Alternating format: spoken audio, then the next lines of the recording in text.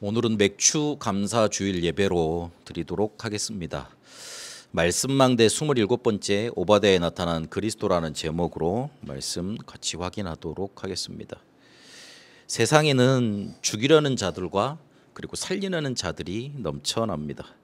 근데 그 죽이려는 자들이 보통 특별한 사람이 아니고 응답을 받지 못하면 죽이는 일에 쓰임 받을 수밖에 없습니다. 시편 1편 1절에서 6절까지 우리가 잘 아는 말씀입니다. 보시면 의인은 복 있는 사람은 악인들의 꾀를 쫓지 않고 죄인들의 길에 서지 않고 그리고 오만한 자리에 앉지 아니한다 그랬습니다. 그렇게 앉을 수가 없지요. 복 있는 사람은 그렇게 안 되지요. 악인들은 자기가 먹고 살기 위해서 꾀를 써야 됩니다. 꾀를 쓴다는 말이 간단한 단어 같은데 사람들한테 사기를 쳐야 된다고요. 사기를 치려면 어떻게 해야 되죠? 거짓말을 해야 되죠.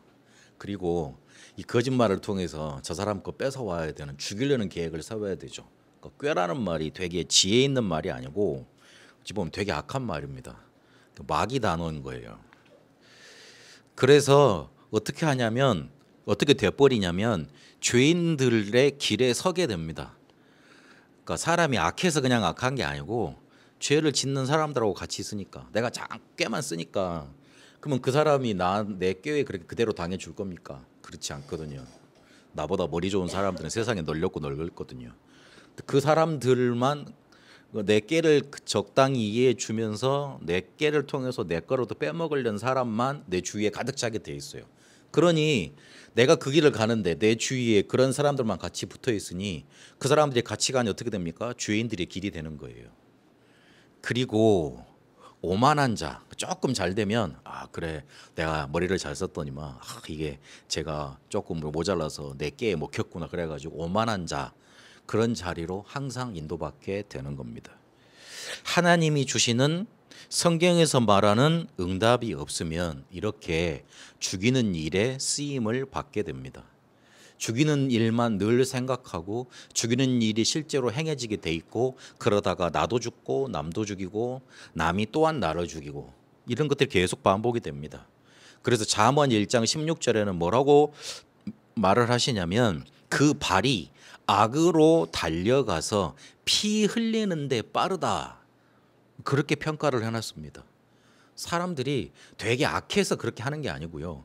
하나님이 주시는 응답을 못 받으면, 하나님이 주시는 응답이 없으면 일단 내가 살아야 될 거 아닙니까? 생명을 가졌다는 증거가 뭐냐면 살아남으려는 거예요. 그런 의미로 볼 때 진화가 맞는 말이죠. 어쨌든 그 환경이 변화하고 자꾸만 발전을 해가는데 내가 거기에 맞춰서 살아가야 될 거 아닙니까? 그러니 생존 본능이 있어서 살아남으려고 하니까 내가 힘은 없고 어떻게든 저걸 뺏어와야 되겠고, 그래야지만 내가 살 것 같으니 그걸 뺏어오려고 자꾸만 악한 머리가 돌아가는 거예요. 인간의 죄성이기도 합니다만은 살아가려니까 어쩔 수가 없는 겁니다. 그래서 악으로 달려가고 피 흘리는데 그 발이 빨리 가게 돼 있습니다.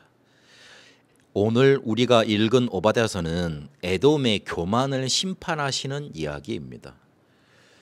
가서 여러분 메시지 펼쳐보시면 알겠지만 성경 오바댜 보면 21절밖에 안 되는 아주 짧은 장입니다. 신약에도 유다서 있죠. 한 장밖에 없어요. 요한 3서입니까? 그도 한 장밖에 없잖아요. 그런 것처럼 아주 짧은 그런 내용을 가지고 있습니다. 그런데 그 짧은 그 내용 가운데 뭘 중점적으로 말씀하고 있냐면 에돔의 교만을 심판하시는 이야기로 가득 차 있습니다. 에돔은 누굽니까? 어떤 족속입니까? 에서의 자손들 아닙니까? 에서는 누굽니까? 야곱의 형 아닙니까? 야곱은 이스라엘이지요. 이스라엘 민족을 이뤘지요. 그러면 둘이 형제 민족 아닙니까? 그런데 그 에돔 족속이 이스라엘 백성이 멸망하는데 큰 기여를 했습니다. 그 사촌지간인데 완전히 갈라진 거예요. 우리나라하고 일본하고 비슷하대요. DNA나 원래 있던 우리 사람들이 가가지고 일본 그 뭡니까 그 가야나 저기 백제 사람들이 흘러가가지고 거기 왕족도 하고 그래가지고 DNA를 조사하면 비슷하대요. 근데 전 세계에서 치열하게 싸우는 나라 중에 하나잖아요. 물론 무기 갖고 싸우진 않지만 그런 게 돼버렸던 겁니다. 창세기 25장 27절 24절에 보니까 그리고 28장 1절에서 9절까지 보니까 예서에 대해서 굉장히 훌륭한 남자라고 멋진 남자라고 평가를 해놨습니다. 그런데 야곱을 대적하고 죽이려고 했습니다. 왜냐하면 육신의 복 좀 내가 장자니까 더 받으려고 했던 거 그것 때문에요. 그러니까 육신의 복 좀 내가 동생보다 더 받아야 되겠다. 왜냐 내가 장자니까. 에서는 이삭의 장자였지만 장자권을 팥죽 한 그릇에 팔아버렸잖아요. 그리고 이삭의 죽음 직전에 축복할 때 누가 가서 축복을 다 싸그리 챙겨옵니까? 야곱이 다 가서 챙겨옵니다. 어머니가 이렇게 그 술수 써가지고 이렇게 뭡니까 양 잡아가지고 고기 만들고 그 양 가죽으로는 에서가 털이 많았으니까 양 가죽 털 있잖아요. 그거를 이렇게 팔에다가 하고 이렇게 붙여가지고 갔거든요. 이삭도 이렇게 나이가 너무 그러니까 눈이 멀고 그래가지고 음성도 분명히 누구예요? 야곱이었을 건데 속아준 것 같아요. 그 장면 쭉 읽어보면 육신적으로는 멋있는 남자였지만 언약에는 관심이 없었어요. 그러니까 이 장자권이 어떤 의미인지를 실제로 몰랐던 거잖아요. 뺏기지도 않을 뿐더러 뺏어갈 수도 없는 건데 아 그래 나 장자권 나한테 필요 없으니까 내가 지금 죽게 되었는데 이 장자권이 무슨 소용이겠냐 그러면서 팔아 넘겨요. 그러니까 언약에 대해서 뭐 내가 뭐 변하겠냐 뭐 하나님 날 축복하시겠지 그렇게만 생각을 했지. 그러니까 쉽게 생각을 했던 겁니다. 그리고 육신적인 삶에 더 마음을 두고 살았습니다. 결혼을 할 때 분명히 가나안 족속하고 결혼하지 말라는 그 언약을 잊어먹고 가나안 족속의 여자들하고 언약을 맺고 자기가 친하게 지냈던 그 땅의 족장들의 그 처녀들을 데려다가 결혼을 했어요. 그러니까 가만 살아보니까 어머니 아버지가 마음에 안 들어가시는 것 같거든. 그러니까 막 속으로 썽대고 막 이렇게. 그리고 나중에 보면 장자꽃 뺏긴 것도 자기가 팔았잖아요. 그런데 동생 탓을 합니다. 저 영악한 야곱이 그랬다면서. 그래서 축복을 조금 빼앗겼다고 그렇게 생각이 들어가지고 동생을 죽이려고 했어요. 너무 열이 받아가지고 죽이려고 했고 20년간 마음속에 그 마음을 간직하고 살았습니다. 야곱이 이제 다 정리를 하고 자기 이제 고향으로 돌아오지 않습니까? 딱 돌아오니까 그때 자기 혼자하고 몇 명 수영원만 데리고 나와야 되잖아요. 근데 집에서 길리운자 몇백 명을 데리고 같이 나옵니다. 무슨 의도가 있습니까? 싸그리 죽이겠다는 의도가 있는 거잖아요.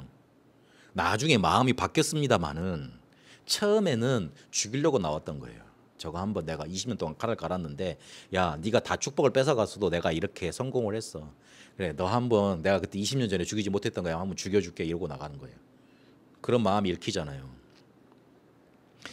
이 에서의 영적인 상태를 누가 그대로 물려받았냐면 에돔이 그대로 물려받았던 거예요.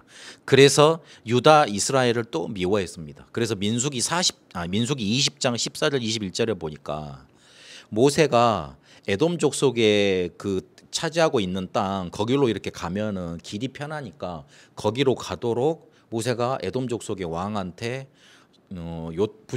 부탁을 합니다. 요청을 해요. 그런데 자기들의 땅으로 지나가는 것을 거절했어요.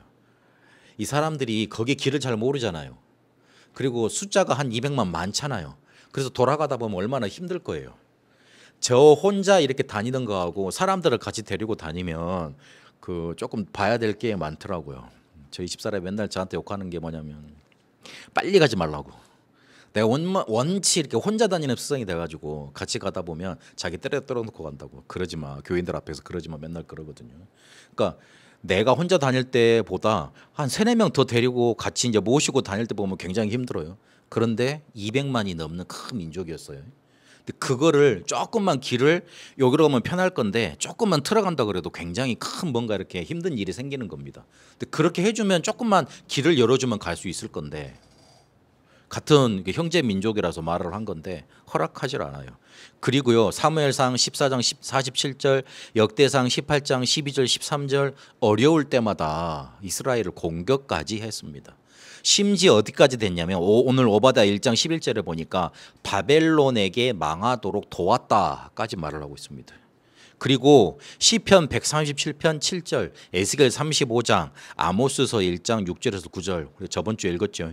거기에 쭉 보면 어떻게 된 일이 나오냐면 도시들을 약탈하고 바벨론이 망하는데 도왔고 그 도시들이 망하니까 그 도시들을 약탈을 했고 난민들이 생길 것 아닙니까? 그 난민들까지 학대하는 일을 벌였습니다.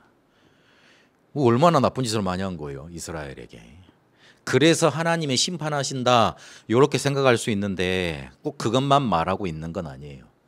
에돔은 모든 민족을 말합니다.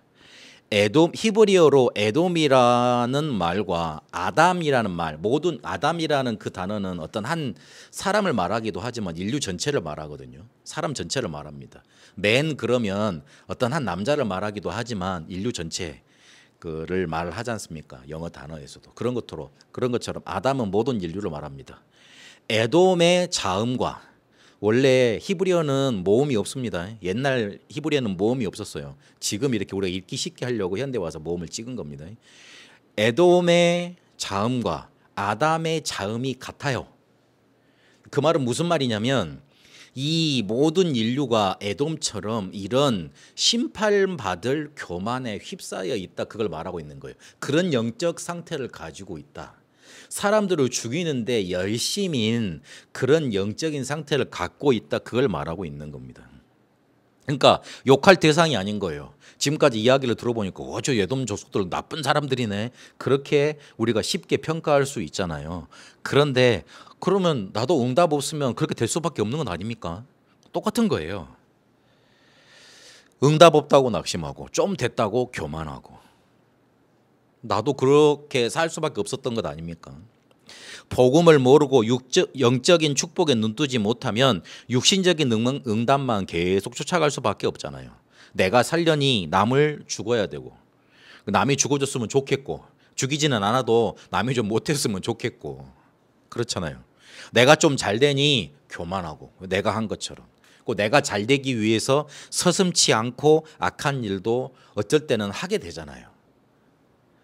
그러니 이 에돔만 잘못된 게 아니고 그 에돔이 아담과 같은 의미로 쓰여져서 모든 인류를 말하는 것일진데 에돔이 했던 그런 일들, 그런 것들이 나도 언젠가는 할 수 있었던 것들이고 또 해왔던 것들 아니겠습니까? 그러니까 욕할 게 없는 겁니다. 오늘 에돔을 말하면서 모든 민족이 그렇다, 육신적인 것만 쫓아가면 그럴 수밖에 없다, 그거를 지금 선지자를 통해서 말해주고 있습니다. 그래서 죽이려는 자들로 세상은 넘쳐납니다. 왜냐하면 하나님이 주신 응답을 못 받으니까 자기 것 가지고 살아가야 될 거 아닙니까? 그러면 우리는 하나님이 어떤 사람으로 축복을 하셨습니까? 살리는 자들로 하나님이 우리를 축복하셨습니다. 여기에서 큰 신학적인 뭔가가 달라집니다. 내가 힘이 없는데 지금 죽이려는 자들과 똑같은 영적인 상태인데 사람을 살려야 된다고 말을 들으면 그래 살려야 되겠지, 살릴 수 있도록 내가 힘을 내야 되겠지, 그걸 끌어모아서 살리려고 그래요. 그래 처음에는 조금 되는데 나중 가면 그게 지속이 됩니까? 그렇지 않죠. 그러니까 더 힘이 떨어지니까 옛날로 더 빨리 돌아가 버리는 거예요. 더 악하게 돌아가 버리는 거예요, 어찌 보면. 그래서 여기에서 어떤 언약을 우리가 잡아야 되느냐, 그래 내 영적인 상태도 우리 영적인 상태도 에돔과 별반 없어. 그렇다면 하나님이 나를 살리는 자들로 축복하시는 그 응답 속에 나는 있어야 되겠다, 그 결단을 해야 됩니다. 제가 유튜브 쇼츠를 보다 보니까 어떤 뇌과학자가 나오면서 말씀을 하시던데 사람의 뇌는 결단, 각오만 한다고 했을 때 그때 이렇게 뭔가 큰 변화가 일어나기 시작한답니다. 작심삼일 그러잖아요. 그 작심삼일도 많이 하라 그러더라고요. 그게 말이 맞대요. 뇌 자체가 뭔가 각오를 하잖아요. 그러면 그거 할 수 있도록 점점점 변해간대요. 사람들이 각오를 적게 해서 그렇지 계속하면 그게 변한답니다. 그래서 요 뇌 자체가 그렇게 원래 만들어져 있답니다. 그래서 그런 의미로 볼 때 믿음, 결단, 각오, 이게 엄청난 겁니다. 나는 사람을 살리겠다.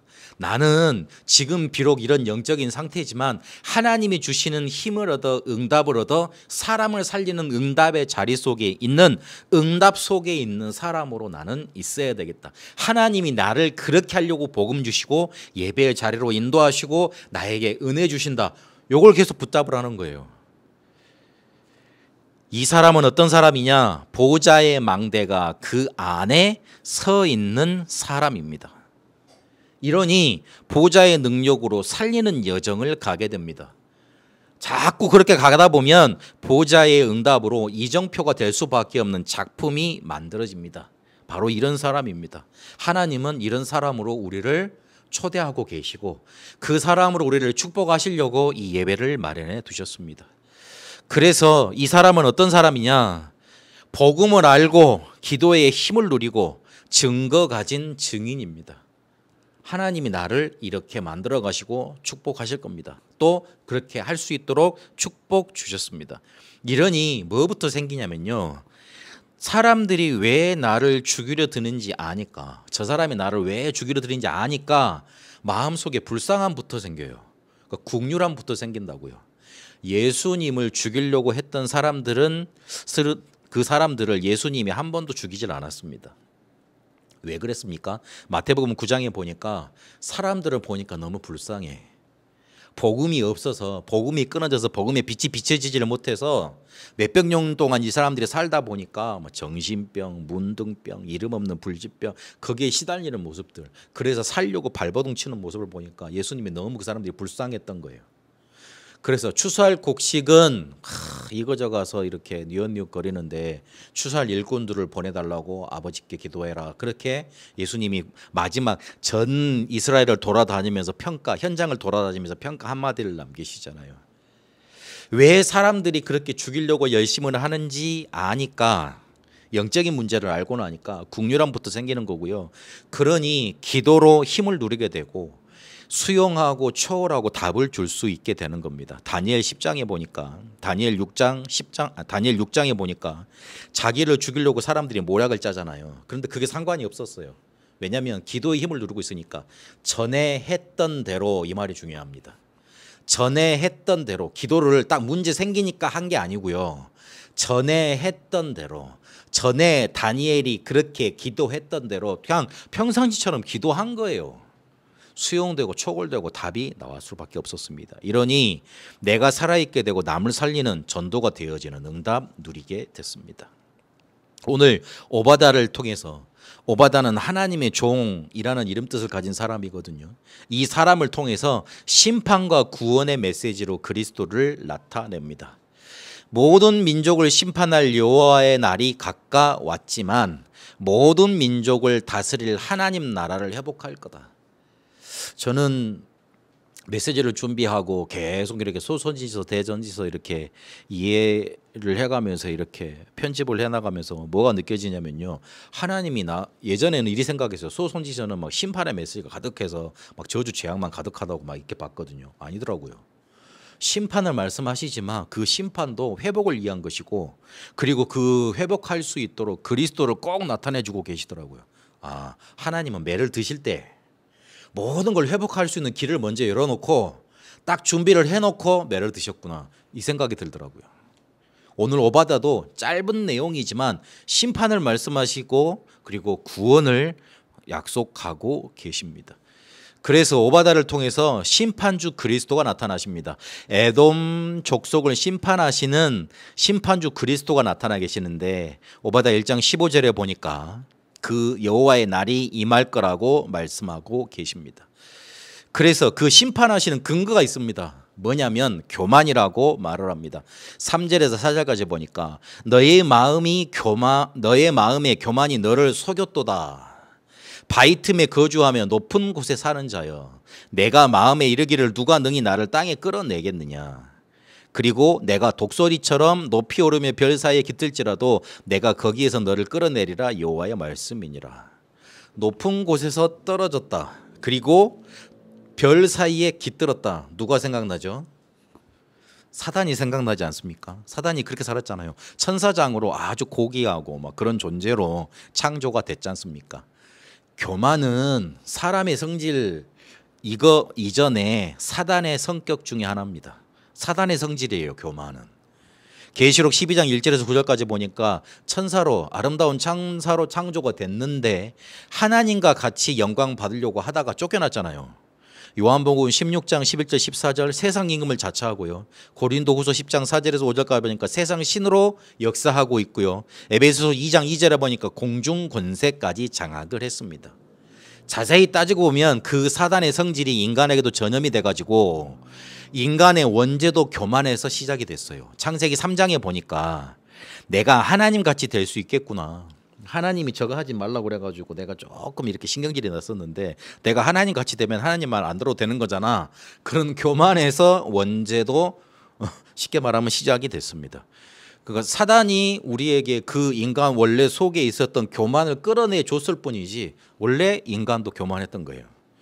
그래서 이 교만이 뭘 가지고 오냐면 이간질과 분쟁과 멸망을 가지고 옵니다. 내가 옳은 것 같으니 나와 함께하는 사람과 그렇지 않은 사람을 자연히 분리시키지 않습니까? 내가 옳으니까 내가 맞으니까 나와 함께하는 사람 그리고 나와 함께하지 않은 사람 당연히 갈라치게 하게 돼 있죠. 그게 이간질이에요. 그리고 내가 옳은데 얘가 안 받아들이네. 그러니까 어떻게 해요? 막 내 거 받아들이게 싸우게 되죠. 분쟁 나오잖아요. 그리고 내가 옳으니 어떻게라도 너를 없애서라도 내 옳음을 증명하겠어. 뭐가 나오지요? 죽이는 일이 나오지요. 멸망이 나오잖아요. 그러니까 교만은 이간질, 분쟁, 멸망 이런 것들을 가지고 옵니다. 그게 누구의 일입니까? 요한일서 3장 8절에 보니까 마귀의 일, 사단의 주 업무가 바로 이건 것들입니다. 하나님과 하나님 사이를 이간시켜 놓고 사람과 사람 사이 이간시켜 놓고 그렇게 만들어 놓으면서 분쟁하게 만들고 멸망시키는 거. 마태복음 12장에 보면 분쟁하는 곳에 찾아 들어갔잖아요. 그리고 멸망하게 만듭니다. 요한복음 10장에 보니까 도둑처럼 우리 인생 속에 들어와가지고 요한일서 3장 8절에 마귀의 일이 바로 이런 것들입니다. 그러니 하나님이 이거를 어떻게 가만히 놔두세요?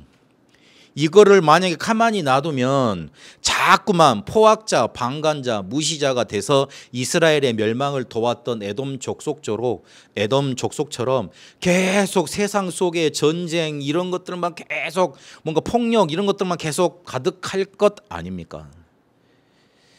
죄를 짓는 자는 마귀에게 속하게 될 수밖에 없다. 그렇게 말을 하고 있습니다. 요한복음 8장 44절에 소속이 마귀 자녀이니까 에베소서 2장 2절에 공중권세 잡은 자를 따르게 되고 세상 풍속을 섬기게 돼 있습니다. 마귀를 섬기면서. 그러니 에베소서 2장 3절에 본질상 진노의 자녀로 정신, 육신, 생활, 내세까지 재앙 속에 살게 되고 그거를 그대로 후손한테 물려주고 죽게 돼 있습니다. 심판당할 수밖에 없도록 살게 되는 거예요. 마귀의 일 속에서요. 이거를 가만히 놔두면 계속 끌려가다 멸망당할 거 아니에요. 그래서 심판하시는 거예요. 요한일서 3장 8절에 하나님의 아들 그리스도께서 오셔서 마귀의 일 심판받을 수밖에 없도록 계속 저주, 재앙, 죄 속으로 끌고 다니는 마귀의 전략을 깨트려 버리신 겁니다. 그렇게 심판의 주로 마귀의 일을 완전히 깨트려 버리시는 에돔 족속이 했던 그 교만을 완전히 깨트려 버리시는 일을 그리스도께서 하시는 겁니다. 그리고 구원자로 나타나 계십니다. 오늘 오바다 1장 17절에서 21절까지 읽었죠. 특히 마지막 절에 보면 구원받은 자들이 시온산에 올라와서 에서의 산을 심판하리니 나라가 여호와께 속하리라 그렇게 말씀하고 있습니다. 그 이전에 여호와의 날, 심판의 날이 임한다 그렇게 되어 있습니다. 우리가 앞서서 아모스서 요엘서를 봤는데요. 요엘서 2장부터 3장까지 보면 특히 2장 32절에 누구든지 여호와의 이름을 부르는 자는 구원을 얻으리니 그렇게 말하고 있습니다. 여호와의 날이 임하면 심판만 당할 줄 아는데 그게 아닙니다. 두렵게 막 저주 재앙 속에 있으니까 막 심판만 당할 거라고 생각을 하는데 그렇지 않습니다. 32절에 말씀하셨던 것처럼 누구든지 여호와의 이름을 부르는 자는 구원을 얻으리니 여호와의 날에 여호와의 이름을 부르면 예수 이름 부르면 살아남는 거예요. 아모스서 9장 15절에 보니까 내가 그들을 그들의 땅에 심으리니 그들이 내가 준 땅에서 다시 뽑히지 아니하리라.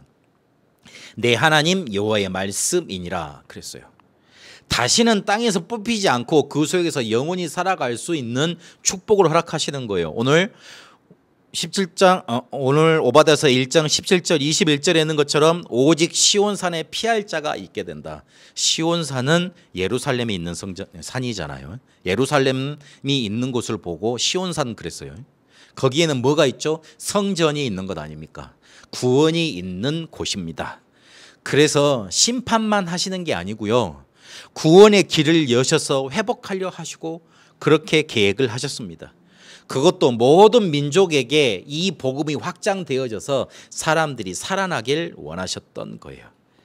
모든 민족을 다스릴 하나님 나라가 구원자 그리스도를 통해서 나타나시기를 원합니다. 특히 17절 읽어보겠습니다. 17절 전반에 오직 시온산에 피할 자가 있게 될 것이다 그렇게 말씀하잖아요. 시온산은 아까 말했던 것처럼 성전이 있는 곳입니다. 이 성전이 신약시대에 와서 성령이 오시고 나서 어떻게 변했습니까? 우리가 곧 성전이 됐습니다. 고린도전서 3장 16절에 보니까 하나님이 우리를 성전 삼으셨습니다. 그리고 어떻게 합니까? 우리와 함께 하시게 됐습니다. 17절 후반에 보니까 야곱 족속은 자기 기업을 누리게 될 거라 그렇게 말을 합니다. 무슨 말이죠? 하나님 자녀는 성전 삼으신 하나님의 자녀는 어떻게 되지요? 하나님의 자녀라는 신분을 주셔서 응답받고 세상 살리도록 축복하시는 겁니다. 요한복음 1장 12절에 보니까 영접하는 자 곧 그 이름을 믿는 자들에게는 하나님의 자녀가 되는 권세를 주셨다. 성령께서 인도하시고 기도에 응답하시는 거예요. 특히 18절 보니까 뭐라고 말씀하죠? 야곱 족속은 불이 될 거다. 그리고 요셉 족속은 불꽃이 될 거다. 에서 족속은 지푸라기가 돼서 타버릴 거다. 그렇게 말을 합니다. 하나님의 자녀라는 신분에는 뭐가 따라옵니까? 불같이 불꽃같이 권세가 따라옵니다. 사단이 결박되고 천사의 보호함을 받고 하늘 배경 가지고 이 땅에서 살아가고 세계복음을 할 수 있는 권세가 주어지는 겁니다. 그러니까 모든 민족을 다스릴 하나님 나라가 회복되는데 그 중에서 우리는 거기에 들어가서 하나님 자녀가 되고 기업을 얻는 신분을 얻게 되고 불꽃같이 세상을 살게 되고 그 불꽃으로 세상을 살리게 되는 하나님 자녀의 권세를 누리게 되는 겁니다. 하나님이 그렇게 모든 나라 다스릴 하나님 나라로 회복시켜주는 응답 허락하셨습니다. 그래서 우리는 반드시 응답받을 수밖에 없는 길에 서 있어야 됩니다. 우리도 똑같이 응답을 못 받고 죽이는 일만 서슴지 않고 행하면 세상은 어떻게 살아가요? 어떻게 살아남을 수 있어요? 세상이 어떻게 되겠어요? 우리 주변만 생각해 봐요. 우리 주변에서 복음 가지고 있는 사람이 나밖에 없는데 내가 응답을 받지 못하고 나도 똑같이 저들하고 같이 싸우면 똑같은 수준에서 같이 싸우면 네가 이거 잘못했지 저거 잘못했지 막 그렇게 말하면서 욕하고 싸우고 같이 그래버리면 그 사람들은 어떻게 살아요? 또 나는 그 사람들 죽으면 편히 삽니까? 그렇지 않잖아요. 그래서 내가 먼저 반드시 응답받을 수밖에 없는 길에 서 있으면 됩니다. 한마디로 말을 해서 근원만 회복시켜 버리면 돼요. 사도행전 1장 2장 거기에 우리가 서 있으면 됩니다. 사도행전 1장 2장을 자세히 보셔야 됩니다. 종교적인 신앙생활을 했던 제자들이 이 사람들이 바뀌어가지고 복음 누리면서 응답 가지고 세계 복음하는 사람들로 바뀌어버렸거든요. 그 전환점이 어디였습니까? 사도행전 1장 2장이었습니다. 분명히 예수님 욕하고 배반하고 저주하고 갔잖아요.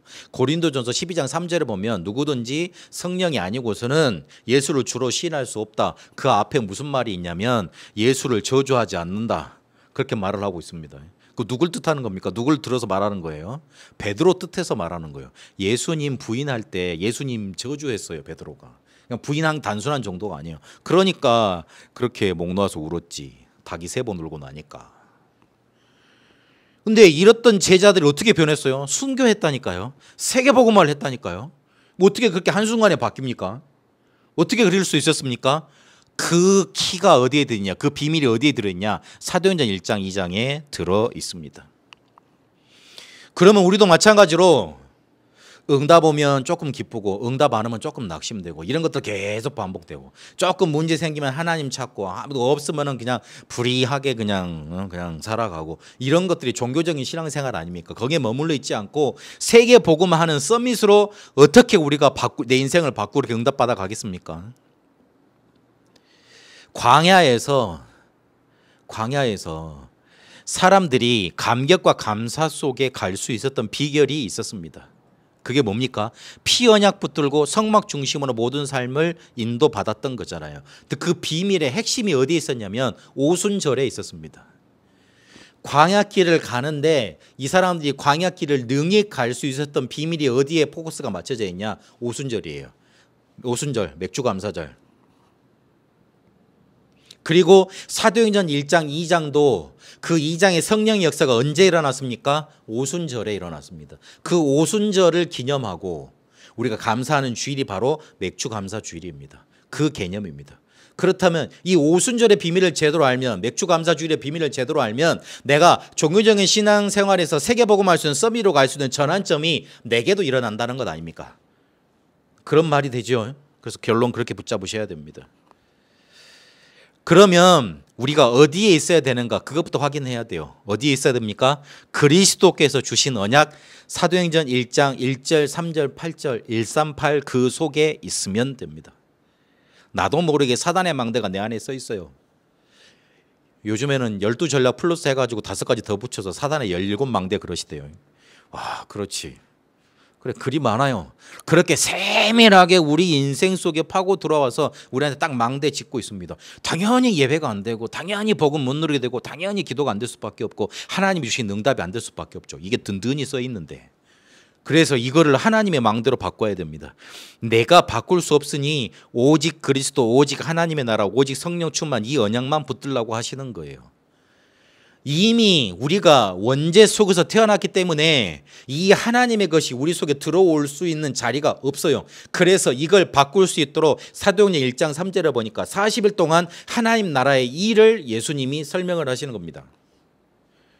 그래서 이것 붙들고 조금만 3집중 24, 14절 오로지 기도했지 않습니까? 그렇게 가면 됩니다. 하나님의 것이 내 안에 박히도록, 내 안에 하나님의 것이 올 수 없도록 가득 차 있는 사단의 망대가 하나 둘씩 떠나가고 꺾이고 무너지고 하나님의 망대가 내 안에 서도록 삶에서 복음 누리는 집중을 계속하는 겁니다. 우리가 어디 가서 10일 동안 기도해오고 40일 동안 기도해오고 그럴 수가 없잖아요. 세상을 살아야 되는데. 이러면 살아나는 리듬이 우리에게 오게 돼 있습니다. 요 언약 안에 있으면 됩니다.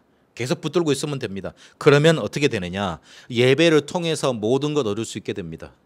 우리가 오늘 아침에 나눴던 예배 묵상에 있는 것처럼요. 예배는 모든 것입니다. 사도행전 2장의 예배를 통해서 모든 것을 알게 되고 모든 것을 회복해야 되고 모든 것을 얻게 되는 응답이 나타났습니다. 우리가 그리스도 이 언약 속에 있으니까 어떻게 됩니까? 하나님의 역사가 일어납니다. 이게 기준입니다. 이것 따라서 가면 됩니다. 안 오면요, 기다리면 돼요. 안 오면 안 하면 돼요. 하나님이 하실 때까지 기다려야 돼요. 그러면 사도행전 2장 9절에 11절까지 보니까 사람 보는 눈이 달라졌습니다. 15나라에서 온 사람들이 교포예요. 15나라 교포. 이 사람들이 매년 왔어요. 그러면 베드로도 매년 봤을 거 아닙니까? 그런데 오순절 성령의 충만함이 오고 나니까 보는 눈이 달라지잖아요. 그 사람들이 전도문으로 보였던 거 아닙니까? 수용하고 추월하고 답주게 되어 있습니다. 이러니 어떻게 됩니까? 사도행전 2장 17, 18절 미리 응답을 받게 됩니다. 예언의 말씀을 보고 성취된 증거의 증인으로 서게 됩니다. 사도행전 2장 41절, 42절에 보니까 제자가 만나지고 팀이 생깁니다. 강단 말씀의 흐름을 보면서 인도를 계속 받으면 구원의 감격이 회복돼요. 하나님 살아계신 게 느껴지니까. 그러면 성도의 가치를 알게 되고 오로지 기도에 힘쓰게 됩니다. 예배 때 주셨던 강단 말씀 붙잡고 기도하고 응답받게 됩니다. 이러면 현장에 변화시키는 말씀 운동 일어나게 되어 있습니다.